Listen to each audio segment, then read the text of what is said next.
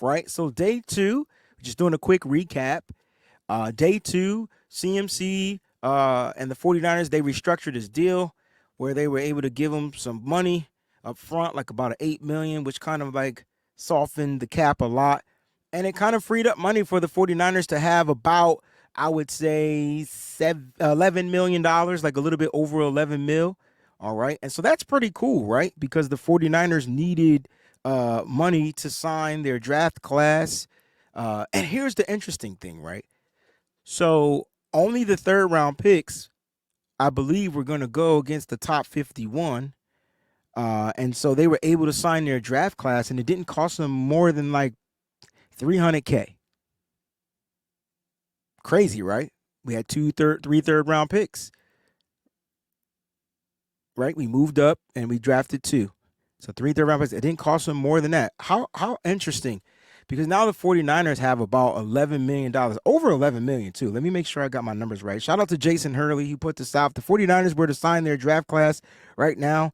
They'll have about $11,019,206.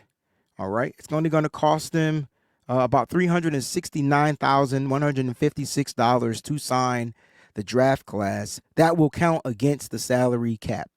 All right. That will count against the salary cap. And so I think that's super interesting because the Niners freed up some bread. And the question is, why? Right? Why are they freeing up so much cap space? And look, the Niners can potentially sign some more free agents to their team. The roster is not filled. They got to get to the number 90.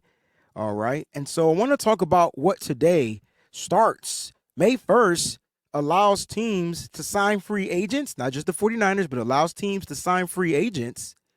Okay, where it won't count against the compensation for the upcoming year, right? So it'll hit us the next year. So it won't affect the compensatory picks of 2024 if they sign a free agent now. Henceforth, probably why they freed up some money and probably why they waited a little while and now they can go out and sign some other types of free agents, which is pretty cool because the 49ers still may feel like they want to bring in a right tackle. They might want to bring in another defensive end, right? Good morning, Fernando. What's going on, bro?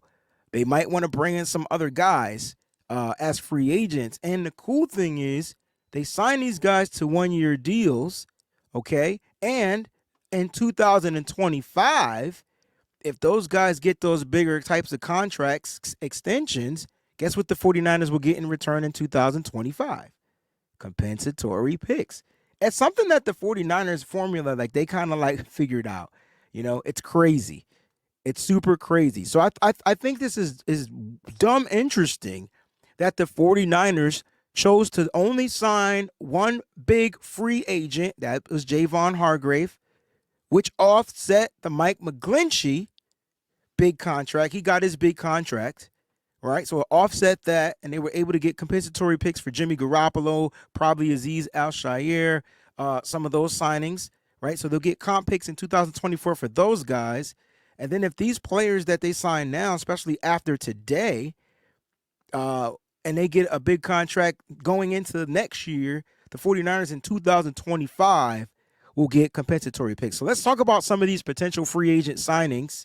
All right. And the first person that comes to mind, put in the chat, if the 49ers could sign a free agent, put inside the chat who you want that free agent to be. Put inside the chat who you want that free agent to be.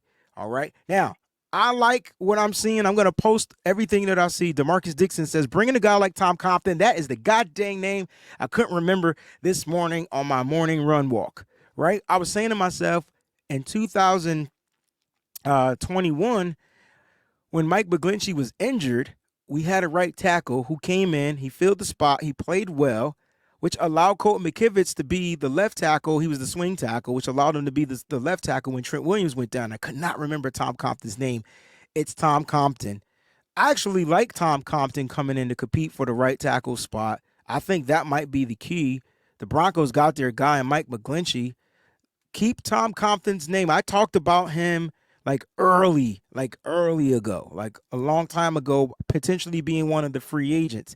Now the 49ers will probably be able to get him in, and they'll probably sign him to a 1-year deal because they got Colton McKivitz for 2 years. I know that the 49ers and Kyle Shanahan talked about Colton McKivitz and how they're high on Colton McKivitz and things like that, but there's a possibility that they still bring in another guy. If Colton McKivitz is the best swing tackle on the team, you might want to keep him as your best swing tackle. But we'll see how things pan out. So Colton McKivitz. All right, let me get to some of these others. I see a lot of Yannick Ngakwe's. Greg Escon says Yannick will probably command $15 million for a year. That's a lot. I don't know if it'll be $15 million. I think they can work out something where it's like an $8 million deal plus some type of incentives to where he can earn up to that, but it'll only count like $8 million to the cap. I can see something like that. You know what I mean? For Yannick Ngakoue. But a lot of people want Yannick in. I know we were talking about him potentially being one of the key free agents, but now do you kind of understand why they only signed one big free agent? They signed Javon Hargrave, gave him the big deal. Okay? It's about compensatory picks. And so now that it's May 1st, they can go after and get a guy. It doesn't matter what the deal is or things like that. They can go out and get a guy and, boom, they can get him. And then it won't count against them losing compensatory picks in 2024. 49ers got plethora of picks. All right, I see some Frank Clarks up there. Hurricane 74 says Chase Young. Chase Young will have to be a trade, if I'm not mistaken. So Chase Young will have to be a trade unless, and I don't think that the Commanders would release him. I don't think that they would release him. Bro Montana says bring back Robbie Gould. I think they're moving on from Gould. I think Gould is a clear move on.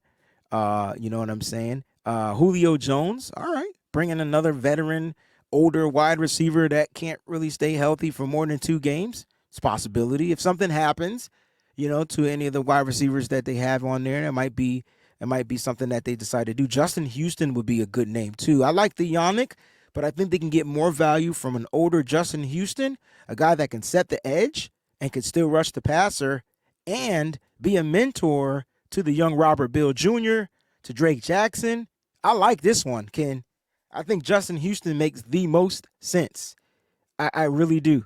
I think he makes the most sense.